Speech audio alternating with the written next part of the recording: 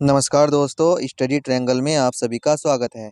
जैसा कि आप सभी लोग जानते होंगे, हम पढ़ रहे हैं प्राचीन भारत का इतिहास। जी हाँ दोस्तों, जैसे हमने मगध के उत्कर्ष के बारे में पढ़ा, उसमें हमने जो मगध के कुछ इम्पोर्टेंट राजा थे या राजवंश थे उनके बारे में पढ़ा। उसमें मैंने आपको बताया जो विदेशी आक्रमण हुए उनके बारे में आज हम पढ़ेंगे। जैसे कि हमारे ईरानी आक्रमण, यूनानी आक्रमण और जो सिकंदर का आक्रमण हुआ। आप सभी लोग ने सिकंदर का नाम सुना होगा। जी हाँ दोस्तों, जिसको हम अलेक्जेंडर द ग्रेट भी कहते हैं।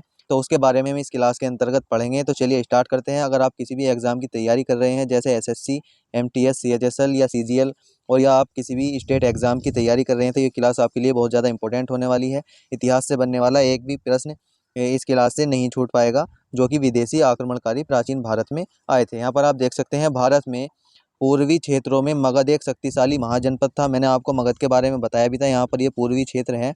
यहाँ पर जो है मगध एक शक्तिशाली महाजनपद था, जिसने अपने आसपास के छोटे मोटे क्षेत्रों को जीतकर पूर्वी क्षेत्र में राजनीति स्थिरता ला दी थी। जी हाँ दोस्तों, इसने जो अपने आसपास के जितने भी क्षेत्र थे, इन सबको जीतकर पूर्वी क्षेत्र में ये मगध अपनी स्थिरता जमा कर बैठा था। यहाँ पर आप देख सकते हैं, जबकि पश्चिम उत्तर क्षेत्रों में छोटे छोटे राजाओं का शासन था, जो कि कमजोर शासक थे, जिस कारण विदेशी आक्रमणकारियों ने पश्चिमोत्तर क्षेत्रों पर ही आक्रमण किया। जी हाँ दोस्तों, जो मगध था उसने अपनी जड़ें जमा ली थी। एक बहुत ही शक्तिशाली और महाजनपद ये बन गया था। लेकिन आप यहाँ पर देख सकते हैं, पूर्वोत्तर भारत में जो है छोटे छोटे राजाओं आपस में संघर्ष कर रहे थे। इन संघर्षशील राजाओं के ऊपर विदेशी आक्रमणकारियों ने आक्रमण किए और अपनी सत्ता को जमाया। तो सबसे पहले हम पढ़ेंगे विदेशी आक्रमणकारियों के बारे में। यहाँ पर आप देख सकते हैं, दो प्रकार के आक्रमण हुए, ईरानी आक्रमण और यूनानी आक्रमण। अगर हम बात करते हैं तो भारत पर विदेशी आक्रमण का सबसे पहले किसने किया था? ईरानियों ने किया था। सबसे पहले प्रयास किया था 558 ईसा पूर्व में साइरस द्वितीय ने, जो कि असफल रहा था। लेकिन सबसे पहले अगर सफल आक्रमण की हम बात करते हैं तो डेरियस प्रथम ने, जिसको हम दारा प्रथम भी बोलते हैं, 516 बीसी में इसने आक्रमण किया। ये किस वंश का था? हकामनी साम्राज्य या हकामनी वंश का यह शासक था।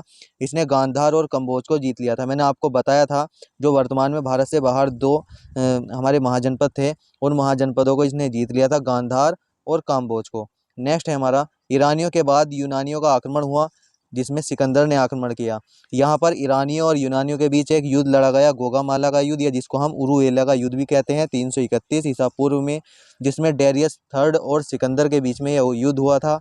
इस युद्ध में सिकंदर ने डेरियस थर्ड को हराकर भारत से हकामनी साम्राज्य या हकामनी वंश का अंत कर दिया था। अब हम सिकंदर के बारे में पढ़ेंगे। यहाँ पर आप देख सकते हैं, सिकंदर सिकंदर की अगर हम बात करें तो इसका जन्म 356 ईसा पूर्व में हुआ था। यह कहाँ का शासक था? मकदूनिया, जिसको हम मैसिडोनिया बोलते हैं। जी हाँ दोस्तों, यहाँ पर एक देश है जिसको हम मकदूनिया या मैसिडोनिया बोलते हैं। यहाँ से ये भारत में आक्रमण करने के लिए चला। इनके पिता का नाम था फिलिप और इनकी माता का नाम ओलंपिया था। अगर इसके उपनाम की बात करते हैं तो आप सभी लोग जानते होंगे, अलेक्जेंडर द ग्रेट इसको हम कहते हैं।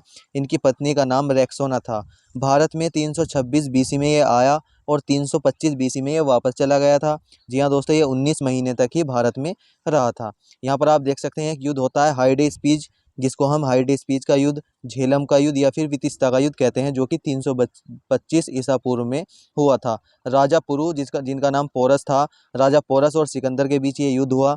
राजा पोरस ने सिकंदर के अपने राज्य पर आक्रमण करने के लिए उसका बहुत कड़ा विरोध किया।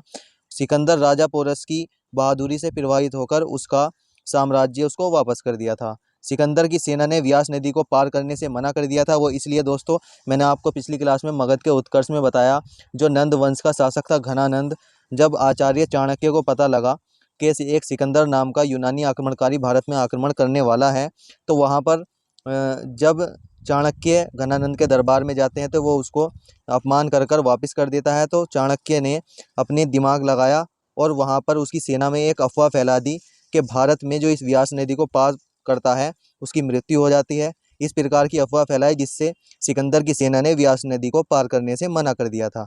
नेक्स्ट है हमारा, इसके अगर गुरु की बात करते हैं तो सिकंदर के गुरु अरस्तु थे और अरस्तु के गुरु प्लेटो, और प्लेटो के गुरु कौन थे? सुकरात थे। बहुत ज़्यादा इंपॉर्टेंट पॉइंट है, आपकी परीक्षा की दृष्टि से आपको याद कर लेना है। यहाँ पर आप देख सकते हैं, सिकंदर के साथ आए व्यक्ति। जी हाँ दोस्तों, जो सिकंदर के साथ भारत में व्यक्ति आए थे उनके बारे में हम पढ़ेंगे। सबसे पहले सेल्यूकस निकेटर, जो कि थल सेनापति था। एक था निर्याकस, जो कि जल सेनापति था। फिलिप था जो कि इसका प्रबंधक था, और एनासिक्रिप्स जो इतिहासकार था, ये इसके साथ भारत में आए थे।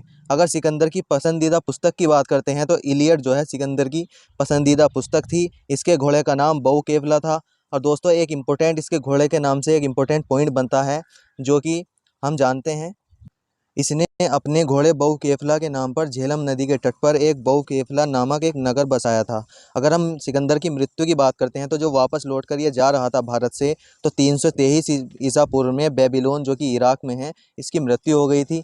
अगर हम यहाँ देखते हैं कि भारत में जो विदेशी आक्रमण हुए या सिकंदर का जो आक्रमण हुआ उससे क्या प्रभाव हुआ, तो यहाँ पर आप देख सकते हैं सिकंदर के आक्रमण से पहले भारत में जो छोटे छोटे राज्य आपस में संघर्ष करते रहते थे, उन्हें पहली बार एकता के लक्षण दिखे। जी हाँ दोस्तों, जो आपस में छोटे छोटे राज्य संघर्ष कर रहे थे, पूर्वोत्तर भारत के छोटे छोटे राजा, उन्होंने पता लगा कि एकता में कितनी शक्ति होती है। एकता के पहली बार लक्षण दिखाई दिए, इसीलिए भारत में एकीकरण की प्रक्रिया को बल मिला और प्राचीन यूरोप को भारत से संपर्क में आने का अवसर मिला। और यहाँ पर भारत में जो गांधार शैली का विकास हुआ वो यूनानी कला से ही हुआ, और भारतीयों ने यूनानियों से मुद्रा निर्माण की कला सीखी। तो दोस्तों ये कुछ इंपॉर्टेंट पॉइंट थे, विदेशी आक्रमण थे जो कि हमारे प्राचीन भारत में हुआ है। सिकंदर के बारे में जितने भी इंपॉर्टेंट पॉइंट बनने थे वो हमने इसमें कवर कर लिए हैं। दोस्तों अगर आपको क्लास अच्छी लगी है तो क्लास को लाइक और शेयर और सब्सक्राइब जरूर करना। हमारे चैनल को सब्सक्राइब किए बिना नहीं जाना, क्योंकि आने वाले समय में हम इसी तरह का बेस्ट कंटेंट आपको देते रहेंगे। धन्यवाद दोस्तों, जय हिंद।